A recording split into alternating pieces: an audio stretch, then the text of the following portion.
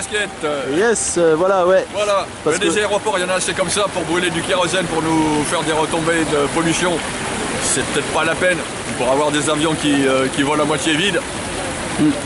C'est vraiment bouffer de la terre cultivable pour rien du tout ça. Surtout que l'aéroport de Nantes Atlantique fonctionne déjà très bien, contrairement aux mensonges qu'on essaie de nous faire avaler.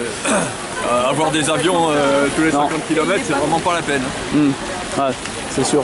Il n'est pas complètement plein. J'habite à la limite, j'habite 6 mois ici, 6 mois à la limite de la Vendée et de la Loire-Atlantique. Ah, témoignage intéressant alors. Voilà, et je peux dire que l'aéroport de Nantes n'est pas à saturation, loin de là. Et il y a aussi la possibilité de faire des aménagements pour qu'il soit encore plus fonctionnel. Et cet aéroport, Notre-Dame-des-Landes, c'est qu'une histoire de lobby, une histoire de fric, on n'a absolument pas besoin.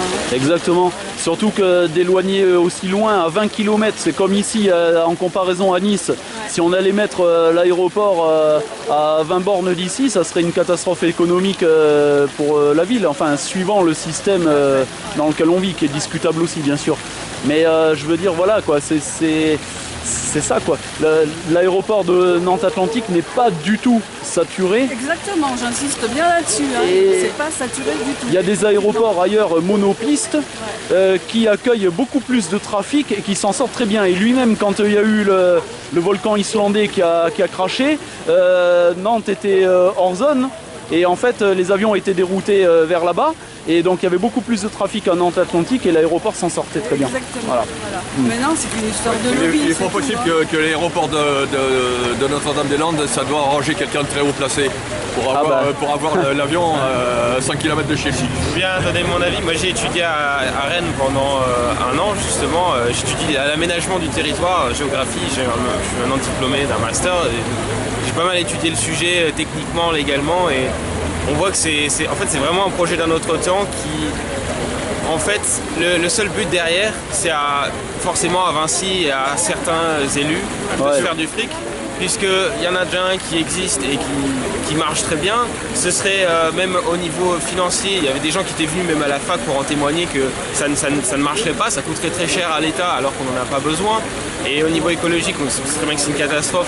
Ouais, parce qu'il y a des espèces protégées, il y a des terres agricoles. Exactement, c'est des terres qui ont été préservées parce que justement c'est un très vieux projet des années 60, le temps là, des grandes métropoles, c'est complètement fini. On avait gardé, en fait justement on n'a pas touché à cette terre-là. Parce qu'il y avait ce projet qui devait se faire un jour, quand on a décidé ça dans les années 60. Donc pendant ce temps, comme il n'y avait pas l'homme, la nature en a profité pour s'exprimer et voilà, et développer une certaine biodiversité. Et donc justement, c'est autant la garder et ne pas faire ce projet inutile, quoi. Surtout que on prend déjà trop l'avion, l'objectif ce serait plutôt d'éduquer les gens à essayer de le prendre le moins possible, jusqu'à peut-être le plus prendre un jour. Bon, enfin en tout cas réduire un maximum si on veut arrêter de polluer, donc c'est pas en faisant des nouveaux qu'on va aller dans cette direction-là, quoi. Donc, faut toujours voir les intérêts. Là, l'intérêt de ce projet, c'est une minorité pour se faire du fric et puis c'est tout, quoi. Carrément. Bah ouais, carrément, c'est complètement ça. Et d'ailleurs, j'invite, je sais pas s'il y a des gens qui regardera, mais j'invite à aller voir à la ZAD, du coup, pas que celle de Notre-Dame-des-Landes, parce qu'il n'y a pas que là-bas d'ailleurs, qu'il y a des projets inutiles, il y a des barrages, il y a des stades inutiles, il y a des tunnels inutiles. À Nice toujours, aussi. c'est l'État et Vinci comme par hasard, mais il y a beaucoup de projets inutiles. Comme des ronds-points inutiles, des routes inutiles, tout ça pour à chaque fois faire fonctionner certaines grosses boîtes, et comme par hasard, les patrons sont potes avec certains élus.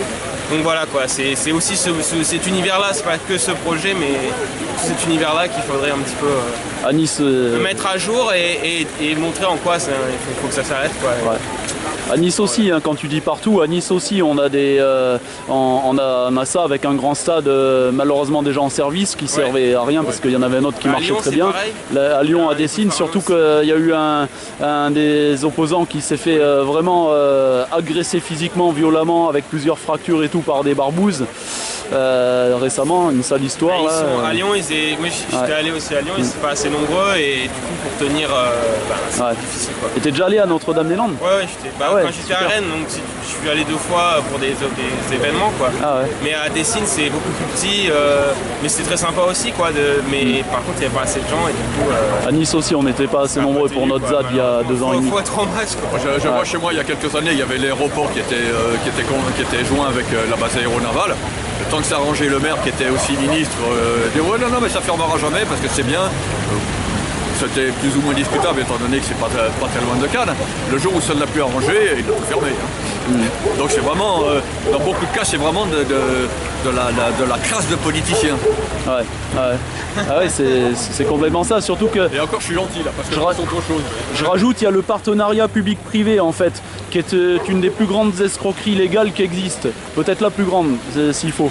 Parce que le PPI, donc en fait, c'est-à-dire que quand un projet n'est pas rentable, comme là, forcément, un aéroport international dans une région campagnarde où il y a la nature, des paysans et des vaches, ça marchera pas, ça ne marcherait pas, je parle au conditionnel parce qu'il ne se fera pas, ça ne marcherait pas, il se casserait la gueule économiquement. Oui. Mais Vinci, il s'en fout, Vinci qui est la société porteuse du projet, parce que le manque à gagner serait payé par nous, le contribuable, qui, pour eux, on est là pour contribuer, voilà quoi.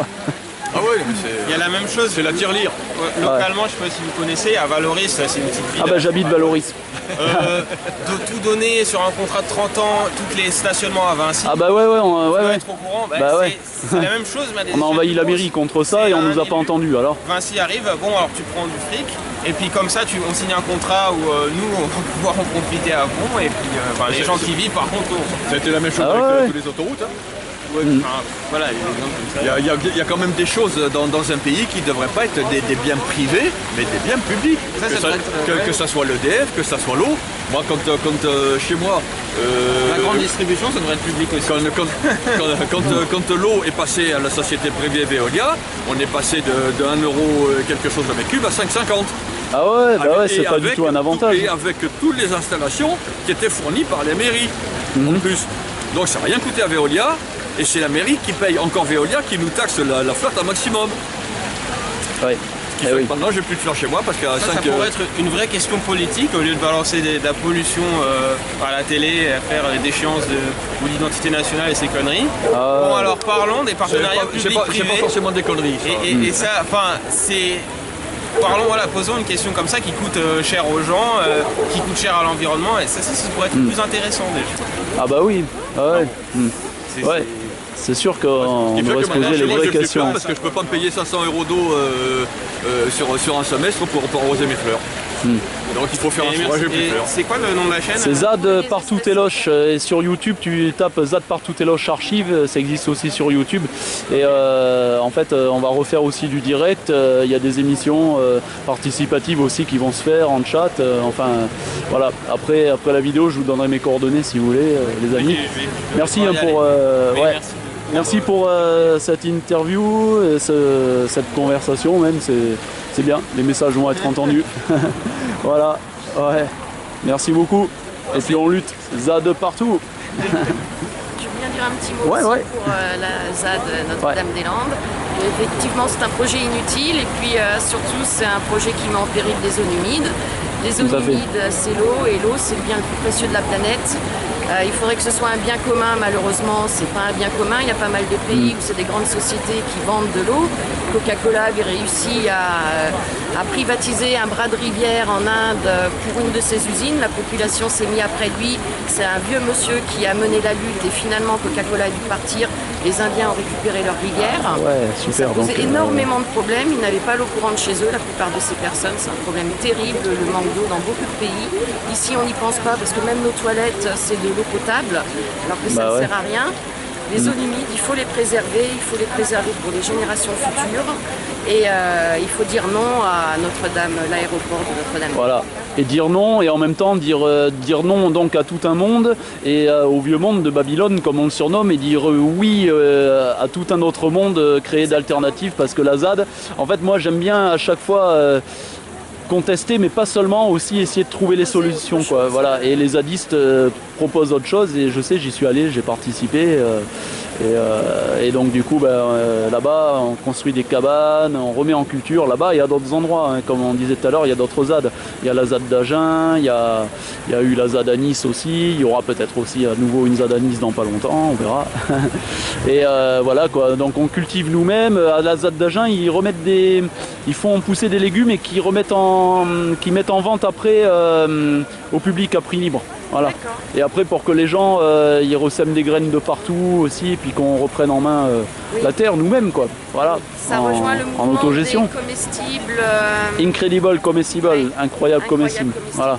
Donc les amis, je vous invite à planter des graines partout, en bas de vos immeubles, dans des... C'est fait en bas de mon immeuble. Ouais, dans les espaces publics. Moi, j'ai déjà fait à Nice, hein, dans les espaces publics. Hein, j'ai demandé l'autorisation à personne.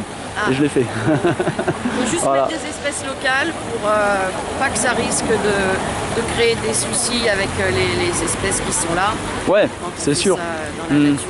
Mais Ouais. il y en a suffisamment ici pour planter.